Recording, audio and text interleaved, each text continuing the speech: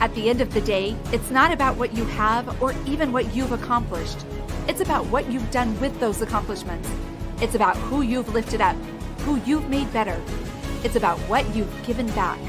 Denzel Washington. Welcome to Inspire Vision. Our sole purpose is to elevate the lives of others and to inspire you to do the same. Tammy, welcome to the show. So happy to be here, Dr. Doug. Well, it's great to have you on the show. This is going to be fascinating. Of course, we've had some conversation before we started this, so that's been fascinating, and I'm looking forward to this. What I'd love for you to do is share with the audience who you are and what is your journey that brought you to this point of doing what you're doing. Okay. So I'm Tammy Cox. I help women save their marriage from divorce, whether or not their husbands are on board, by healing the wounds caused by childhood trauma. And my story is I grew up in a home with tons of trauma. I grew up with, my dad was, abusive, controlling.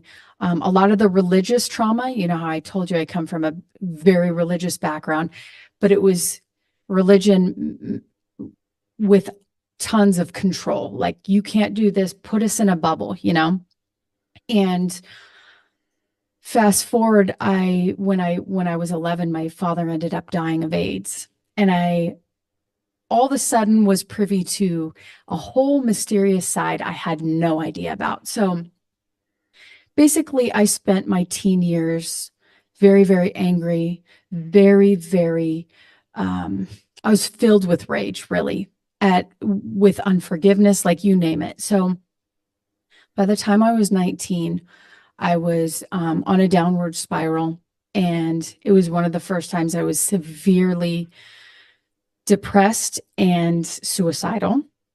And I made a decision at 19, and then again, when I had another severe depression when I was 29-ish, I made a decision that I was either going to take my life or I was going to heal. And so when I was 19 was the start of my journey, but then I ended up going like this. You know how we go on our journey, up, down, up, down, up, down. Well, when I became a wife and when I became a mom, all my triggers started going off. All that stuff that I thought was way in the past, that was in my childhood, is started rising up within me. And so I didn't know what to do with myself. I went through all the books. I went through religion, prayer, therapy, like you name it, retreats. I did it. And nothing worked until I really started doing the trauma work.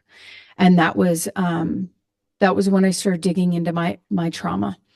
And once I did that, I completely transformed. Oh, by the way, my marriage was terrible, like terrible.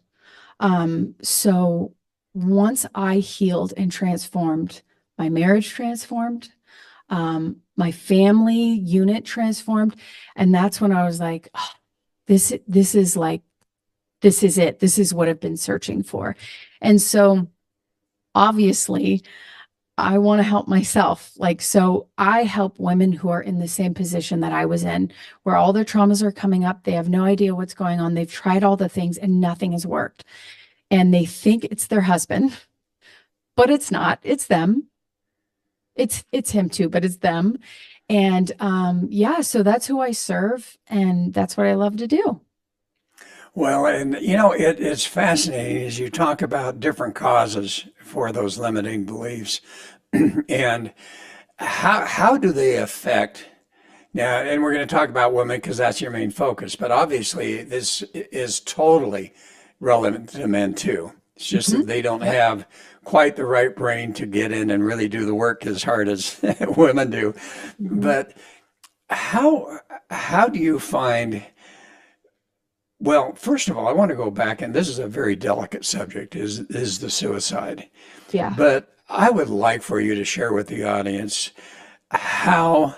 what was it that allowed you to move away from that process and move into a different mindset and a different life. I just lost a nephew to suicide, and it's so difficult to understand. And here in Utah, where I'm at, huge suicide rate. And it's like, how do we help these young people, or 20-year-olds or whatever you want to call them? How do we help them to recognize if they're in that depressed type of state? How can they break away from that rather than just thinking that everything is hopeless? Mm. Well, they first have to understand that you are not just this. You are not just a body. One day you're going to shed this body and you will never not be you, right? So you have to give them this understanding. And I believe that probably that's happening in Utah because it's so religious. And we're moving away from religion because religion has added a bunch of shame. Right? That's what I grew up with, so much shame. You're not this thing. Look at this list of rules. You're not adding up to this list of rules. What are you doing? And so it's like these shame tapes that are going off in our head. When you talk about the limiting beliefs, it's all the shame that's like, you're not this, right? And so we got to teach, like, religion is missing some major, major holes within our divinity as human beings. We are not just a body. And if we see ourselves as just a body, then it's like, oh, I better take myself out of this. Like one thing that I really work on with my clients is their thought patterns. And the Bible talks about this. In fact, I use a lot of the Bible. I'm in no way anti-religion. I just think religion needs to open up to the fuller part of what it could be, which is really dealing with that spiritual aspect of us. So for me to go to that place where I'm like, no, I'm going to heal myself, I had to know that I wasn't just this meat suit. I had to know that I was spirit as well. And so in changing the way I thought, I changed myself entirely. So if you understand how your thoughts work, your thoughts are creating your whole life experience, because it goes identity creates the beliefs, beliefs create the thoughts, thoughts create the emotions, and the emotions create the circumstances of our life. So we got to go back to the identity. Who are you? Who are you? And if all you can give me is this name of your meat suit, we're missing a huge component of who and what you are. So, Well, and yeah, and where you have a religious background, I have a religious background in Christianity, and as I told you earlier, I also love Buddhism and have really studied that a bit. But what I find, and I think you've hit it on the spot, is so many people do not understand that there's a divinity within us, and as you say, if all we're doing is focusing on our body, that's a nightmare. Whereas if we understand, I think one of the things that has fascinated me so much as I've looked at this whole process is that, when Christ said, I am that I am, and as I've looked at a lot of the scriptures and so forth, and I'm sure as you do, what fascinates me is that somehow that has all come around to, you need to do this, you need to do that, as you were saying, and then that guilt, that shame, all comes on us rather than the focus on becoming. Yeah. And becoming complete and who we and knowing can. thyself, right? Knowing thyself and becoming complete. That scripture that says, be ye therefore perfect, doesn't mean perfect. It means complete. And what does that mean? In my mind, it means that we start to understand how we've been so affected by DNA history, memory, by childhood, by religion, by all of those things, and being able to understand that what's important is for us to become. Yes. Yeah. I mean, I'm reminded of, like, what Jesus spoke about more than anything else was the kingdom of heaven. And if you ask most people who follow any religion that is based in the Bible, they can't even tell you what the kingdom of heaven is. And it is the most important part of who and what we are. It's like, it is us. It is that heavenly state that we can tap into at any point in time, right? But if we're so caught up in that ego side to our mind. It's about knowing thyself, meaning knowing the parts that are really you and the pretended you, which is the ego, which is all those beliefs that are constantly going zoo, zoo, zoo, zoo, zoo in my mind, right?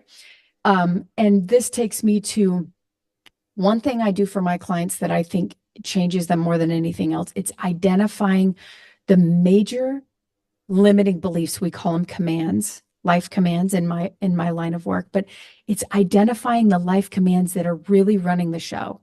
And my two were, I'm unlovable and I'm not important.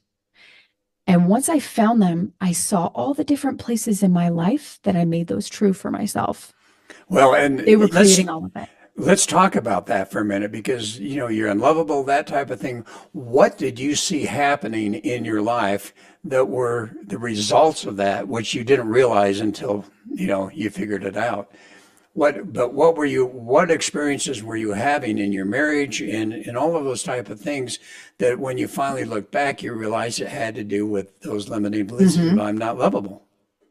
Yeah, I remember telling my husband we're not good. Sometimes I still do this, by the way, but I'll be like, do you even love me? Like, just he hates when I do it, but I'll still do it from time to time. But I did it all the time when we were in a really unhealed place, and he couldn't stand it. But I really didn't feel like he loved me. And what I didn't realize was I was not letting him love me because I did not believe I was lovable.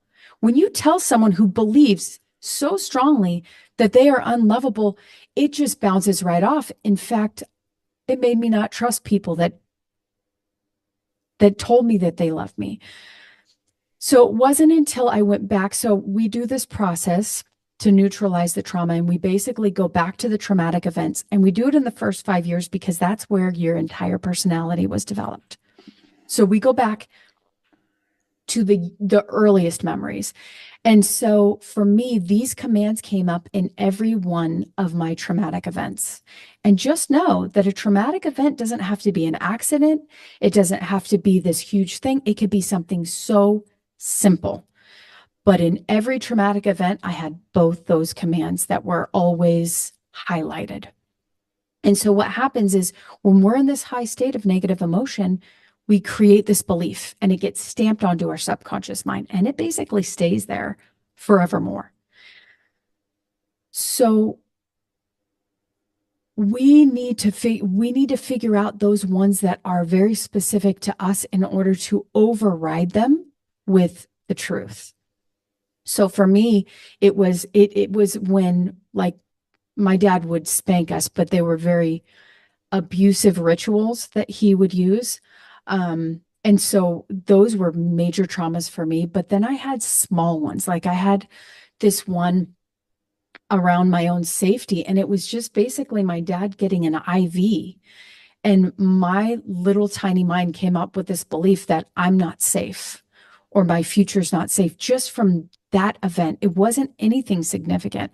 And we have those with everything. We have them around money. We have beliefs around males, females. So for me, my dad being abusive, my commands around men were men are scary and men hurt me. Could you imagine the kind of men I attracted with those beliefs? Yes. Yeah. So it's so important for us to find those beliefs, because then we could say, okay, this is not something I want to keep true for myself. Well, and it's so interesting as you talk about those beliefs, and if you get into meditation and quantum physics and all of that type of thing, the reality is that those limiting beliefs shed forth a frequency that literally, and I try to explain to people, when you have a magnet where boom, they come together, what happens is that we literally attract the very thing that we're trying to avoid because we are still living within that frequency. Yep. Yep, we are. And that's how fear works. That's why people who are fearful, they're constantly attracting fear to them. People who are victims, constantly attracting victim circumstances. Haven't you noticed? They got a new victim story for you every day. And so yeah, it's like we are everything that we attract in our life, just like our meeting today, Dr. Doug, all of it is frequency. We're attracting everything. So instead of judging it when you attract someone into your life, like with ladies, I also have friends who are former coaches, and I'd love one place I'd really love to go next is with attracting your perfect mate, because it's the same system I work on now. And so they'll call me and I'll be like, when you meet someone and they have these qualities, don't judge it. All you need to say is, okay, I'm seeing that I'm still attracting this pattern. Let me go through and really work on my beliefs around who men are, who I am, what life is, like the beliefs that I'm really holding, because they're always going to be reflected back to you in your experience. So don't judge it. Just look at it. Take a little investigation, a microscope, and just start like really zooming in and being like, okay, what is going on in my consciousness that I'm attracting this? Well, and it's interesting because you talk about the trauma that you went through, Yeah. and there's a huge percentage of individuals that go through that type of trauma. So we cannot minimize that at all. But what I find really fascinating is, and you brought it up, that you said, well, there were these little things. So it also has to do with perception. And as children, I think there's there's probably people that are listening and said, hey, I had a great childhood. I had a wonderful childhood. So what's the deal? And yet we have to understand that as children, we have a perception that is not necessarily reality. So a parent can say something to us, and that perception is saying, oh, he's saying I'm not good enough, when in fact, that's not what they meant, but that's what you got. Yeah. And then there's epigenetics too, Doug. Oh yeah, and that's what gets scary. I think about that a lot because I think about, free will, agency, all of that.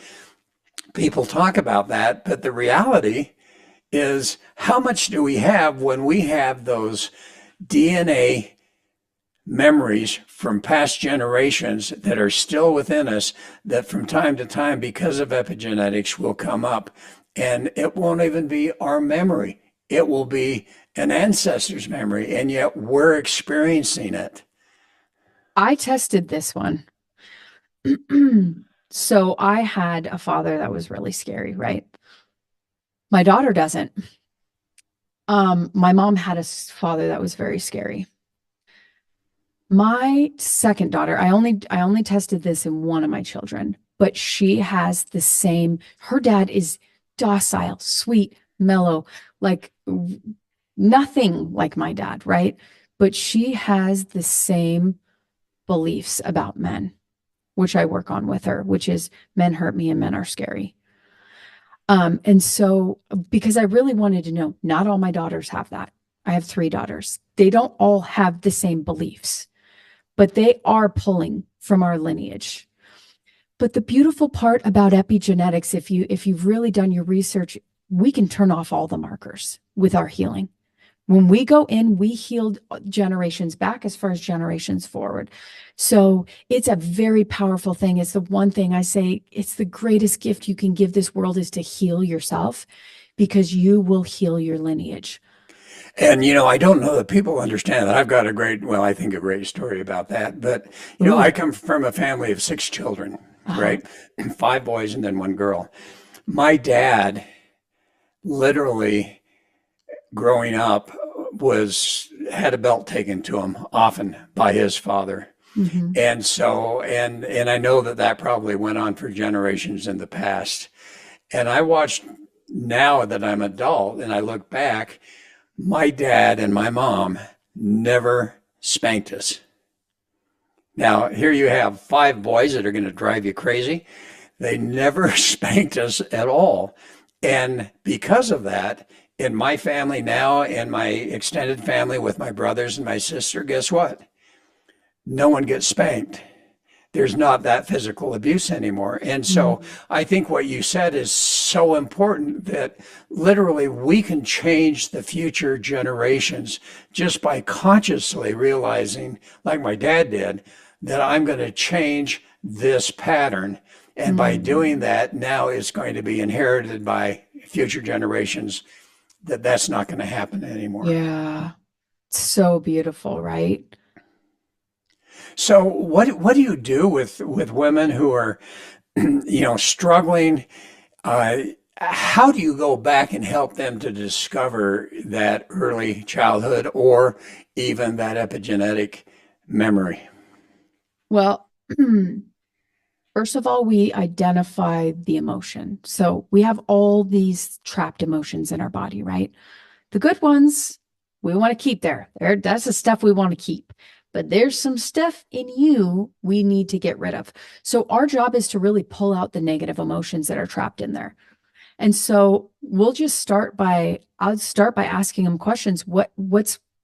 So I'll use the example of the husband because he's like the reason he is the closest mirror, the strongest mirror to her, where it's like, right? So what's going on in your marriage? How are you feeling from him? So if she doesn't feel loved by him, I'll say, okay, tap into that emotion, right? Feel it fully in your body. It's always trapped somewhere. And I'll say, first impression, where's that located in your body? Her eyes are closed. She feels it. She puts her hands on it. What color is it? Because the two languages we first learn when we come into this world is emotion and color. And so much of our stuff we can identify that way. So then I'll say, pull up, because I very much use the subconscious, right? So I say, pull up the first image of the time you felt this emotion. And sometimes if she's not because most of us were not in tune with our subconscious at all, but it's always the first voice. You're almost always going to try and talk yourself out of it. You're almost always going to argue with it, but it will be the first thing that pops up.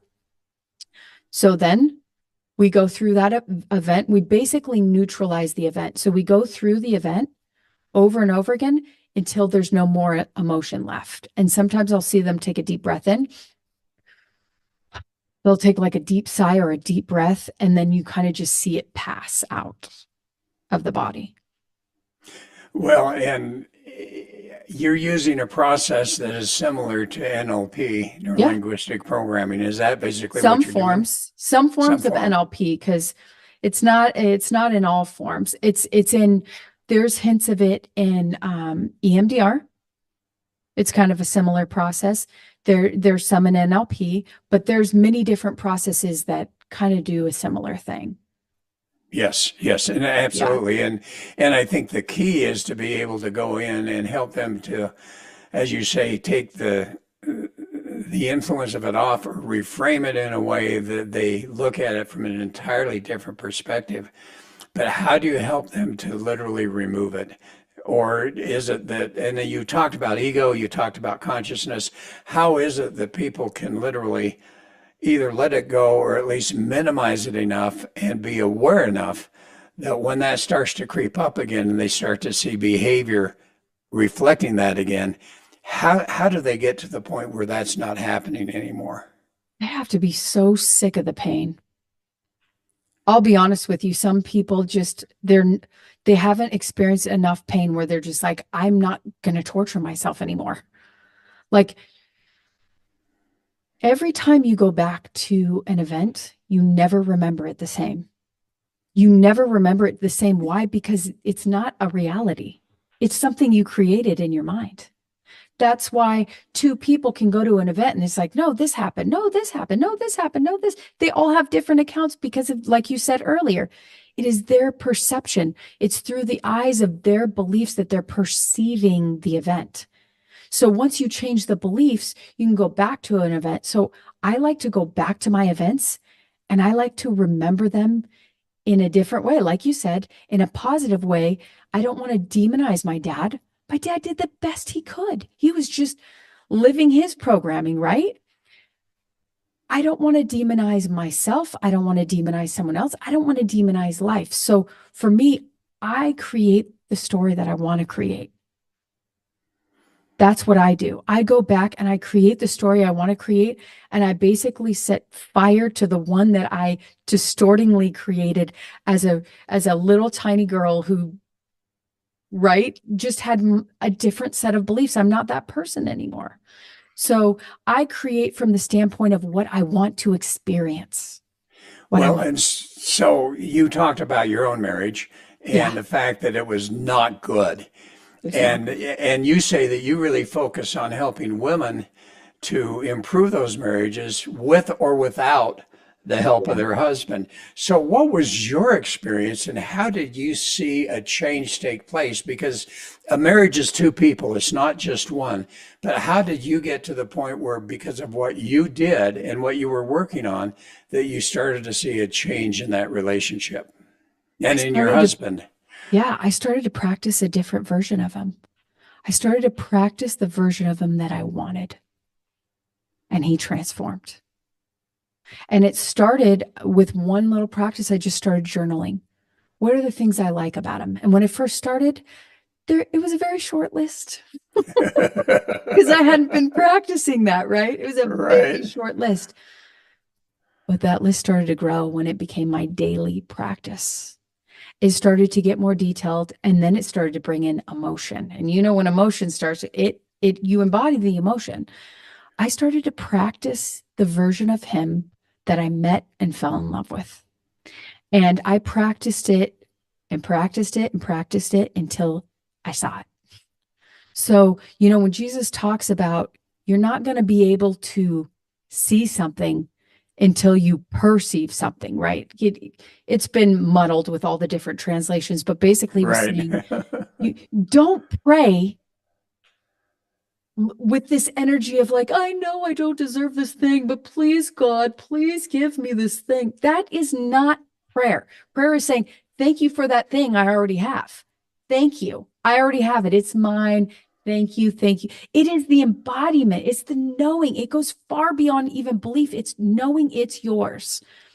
You know what I'm saying? And so Yeah. I knew it was mine. When I started to understand how the mind worked, when I started to understand my own power, I then said, I've been practicing him the shit way. Oops, sorry if I had to. I've been practicing him the negative way. Why don't I try the positive way and see what happens? And when I did it, when I saw the momentum grow on that, meaning my list started growing, and then he started getting nicer to me. And then he started doing things where I'm like, you did that in my dream, in my imagination for like a week. And then all of a sudden he finally does it. And I just started playing with it. I started playing with my reality in that sort of a way. And when I saw how powerful I was like, no one can convince me that I'm not powerful.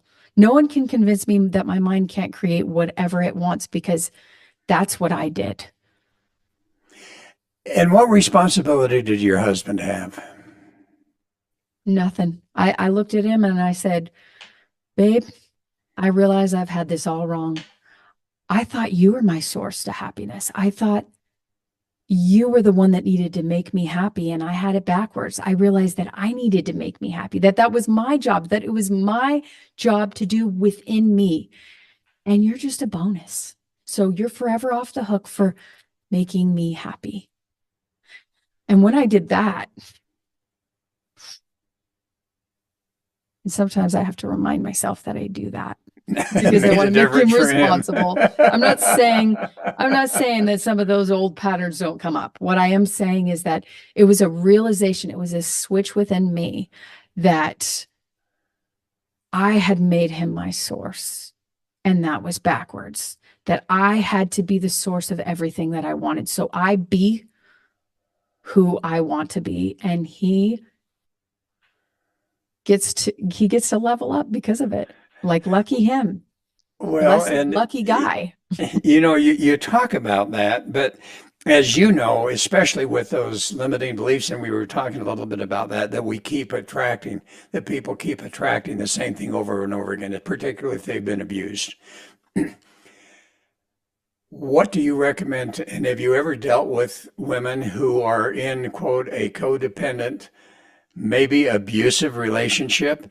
And do you Yep. see if someone is abusive because of whatever reason, their own epigenetics, do you find that that also is solved, or do you find sometimes you just have to say, all right, let's work on you, and at some point in time, you may need to walk away? Exactly. Excuse me. A few things. When I take on a client, First of all, if I see a lot of abuse, I'm like, not playing this. Like she has to have a strong desire to change. Like, I'm not saying I won't take her, but she has to be like ready to go.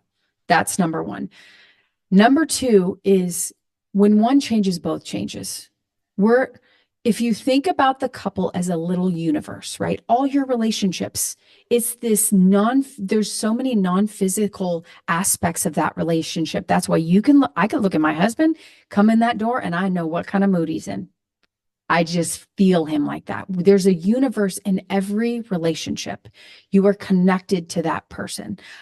I have practiced this so long that I could look at someone in the same room and I know their personality because I can just read it, right? We're all energetic. So when my universe changes, his has to change. Now, it doesn't mean that he's not going to resist it. And by resisting, he might not even be able to stand. In fact, this is what we went through. When I went through my change, there were months where we were just not okay because he was wigging out. He's like, this is not our practice.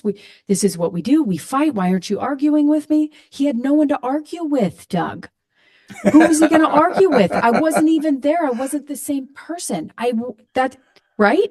And so here I be. And he was wigging out because he's like, what does this mean for us? Is this the end?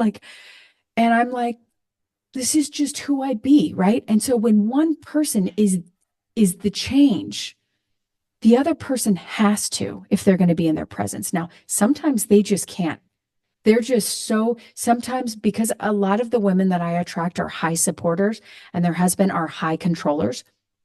What we're working on is to balance those energies. Because my goal is to get them equal. If I can't get them equal, it's not healthy. And sometimes she wants to stay down here in victim, and which keeps him up here in, the controlling narcissistic behavior. And if she doesn't want to rise up, it ain't going to work. And I tell her that because I'm the controller in my relationship. So I'm the one who's going to hold the space for her. But I'm like, sweetheart, we got to get you up here. If we can't get you up here, sweetheart, this ain't going to be saved. So I am not attached to her saving the relationship because if she rises as much as she can and he falls off, like I'm not attached to the marriage being saved. I'm attached to her being healed. And in whatever that looks like in her life, I'm committed to that. So, but my goal is to get her taking up all her space because then he will come down to meet her. We just got to get that balance going. Does that answer your question? Well, it does, and I think there has to be some point in time where he's also willing to do a little of that introspective work. Isn't that true, or I mean, not? my husband, he will do it on his own. Don't get me wrong; he's come a long way and done it on his own. Yes. But I really think this is an energetics thing because the narcissist is that way because the narcissist, and I will put myself in that category because of my husband and I, he's more of the supporter and I'm more of the controller. When the narcissist is loved and that little kid in them is like, okay, come here. It's okay. I got you. When they have that support, the narcissistic tendencies, the controlling tendencies soften. So when she becomes that, basically the supporter and the controller or the narcissist, they've just got the opposite triggers from their trauma. And when her traumas are soothed, she can then be in a soft spot to soothe his when they're going off. So I really do believe that he will be massively impacted by her work. I saw it within my family, Doug. I did the work. I healed myself, but I saw my husband change and I saw all three of my daughters change because of my work. My girls didn't do it. He does it a little bit, he's into it now. Right. But he didn't do it initially. And I watched all of them change simply by me changing. So I think that it's the whole topic of, when one heals, we have this ripple effect on the entire world. Well, I really do believe that. Yeah, and as you talk about that, I know one thing that comes to my mind, and you've talked about this, is forgiveness. And, it's one thing to say, all right, this is what he did, all right, and it's really difficult to forgive him. And yet, at the same time, as you're saying, but no, it's just pull up a mirror because it's really all about you. It's nothing about him, type of thing. How does an individual really learn and understand forgiveness? Because doesn't that make a big difference in a relationship? Forgiveness is everything. It is the biggest topic we probably talk about in my program.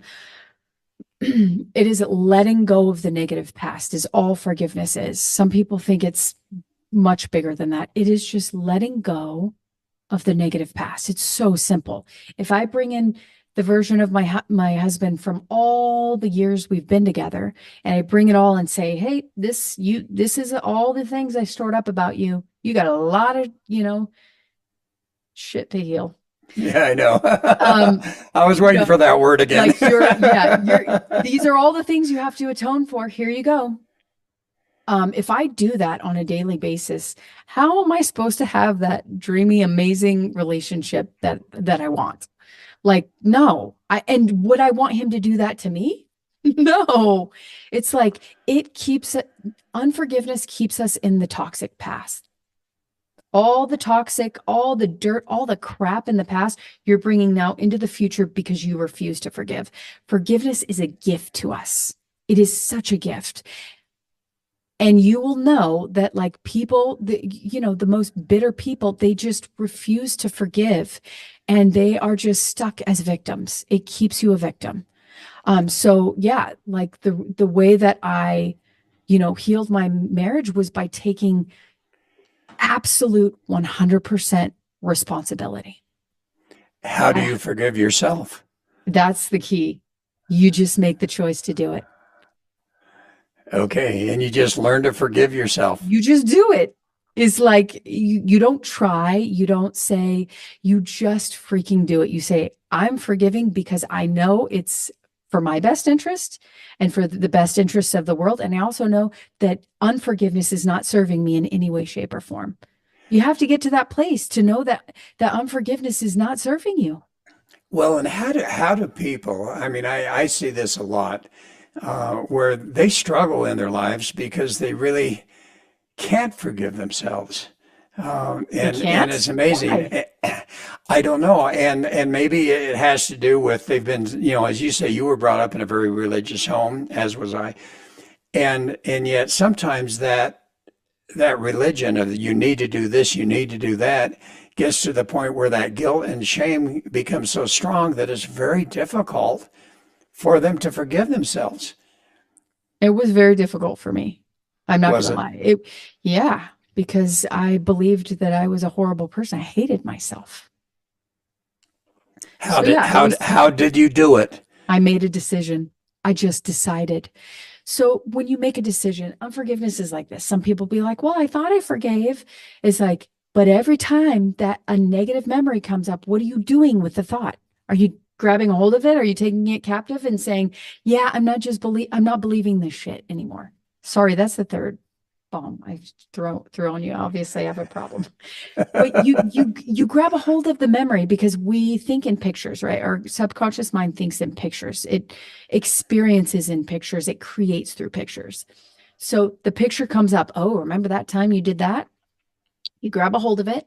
You say, no, I forgave that. I choose to forgive myself. And you picture it in a trash can, picture throwing it in a toilet. You just literally pick it up and you throw it away and you say, nope. You have to decide. Everything starts with a decision. Well, and you have been so transparent about your own life, which I think is amazing. That's difficult sometimes. Any other quick stories about that come to your mind that you have permission to talk about that where you have seen someone transition from potentially a divorce to a very happy relationship? Yes, I've seen lots. Um, yeah, I've seen lots. I've seen people who've, gone through infidelity who just could not. get past the infidelity. And then, 3, 5 years later, they're the happiest that they ever been, because that infidelity caused them to go back and really look at their, you know what? I have a really good story. Okay, tell Um, it. a beautiful woman, like she had a really long relationship, and he struggled with substance abuse, but she just held tight to him, like she did not want to let go. And they went through, I believe it was like 20 years of a relationship, just holding on to this belief. And then they finally get married, and hit some real bad turbulence. And they didn't have kids. They were a little bit older. And I started working with her. Their relationship transformed so fast. And then through our work together, she had realized that she had been so scared of having kids.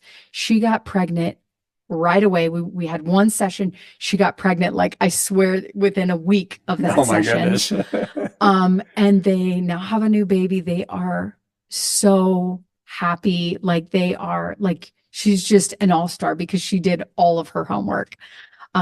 Just so beautiful. But I have lots of those stories. I have lots of those stories.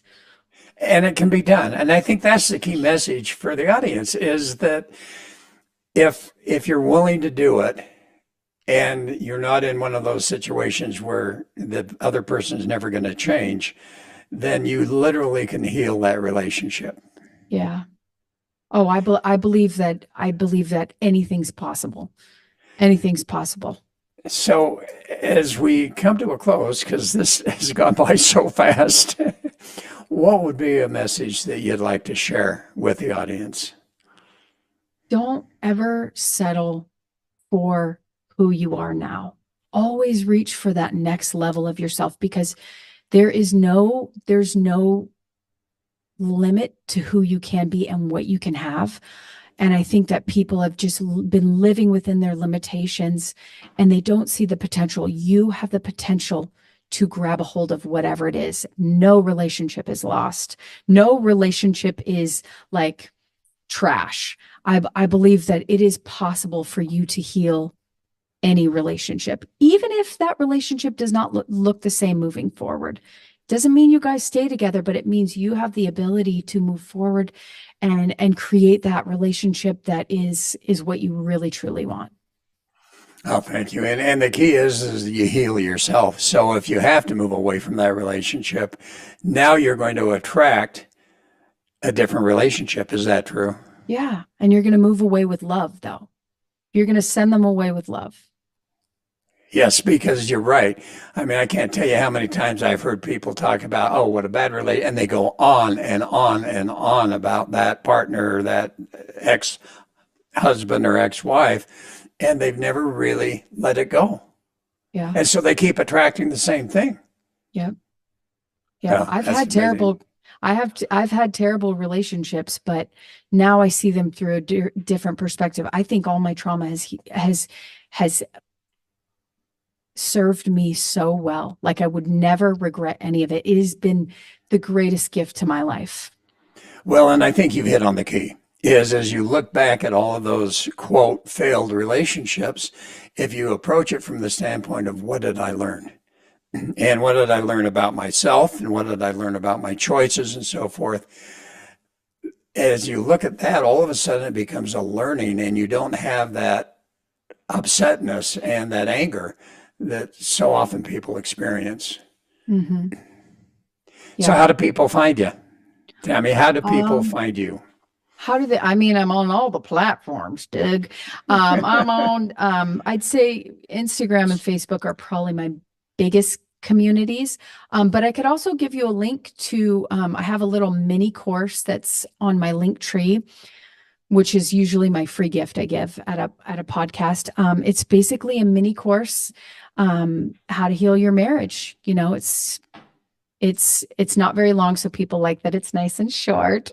But it will also give you the ability to reach out to me if you find yourself in a relationship where you don't know if you want to heal it, you don't know if you want to leave. I say at least give it a conversation with me before you call it quits, because remember, you're taking yourself wherever you go. So Okay, and what's the link? What is that link?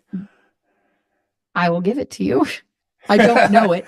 I don't know it by heart, Dr. Doug. Oh, okay. If you can email that to me, I'll put that in Okay. the description. Okay, And I good. know you have your reclaimyourmarriage.com, but That's that's No, not the link. it would be on that link, I think. I am not a techie girl. I am so tech dummy that I think it's on there. Okay, now that's a limiting belief. You got to is work a on limiting that. You found it. You found one of my core limiting beliefs. Yep. Tammy, Yeah. thanks so much. This has been great. I really appreciate it. And I really appreciate your transparency, because when people hear that, all of a sudden it allows them to realize, you know what? If she can do it, I can do it. Yeah. It releases the shame too, Doug. Shame is like all the secrets. That's what I Yeah. learned in my family. It was all the secrets. I didn't know my dad had AIDS. It was one of those secrets we don't tell. And secrets keep us in the dark, and they keep us in shame. And so I just let it all hang out. And I think that if everyone got to be more in that place where they just refuse to see themselves as, shameful, it's like, embrace all of you, embrace every single aspect of who you are and what you've lived, because that is beautiful. That's what you came here to do. You didn't come here to get it all right and, walk in a straight line and do everything that, you're supposed to do. You came here to expand and grow and become more and make a lot of mistakes. Amen. Well, Tammy, thanks so much. This has been great. It's been And great folks, chatting. yes, folks, thanks for listening. Hope you really enjoyed this. We look forward to having you join us again soon. This is Dr. Doug saying namaste.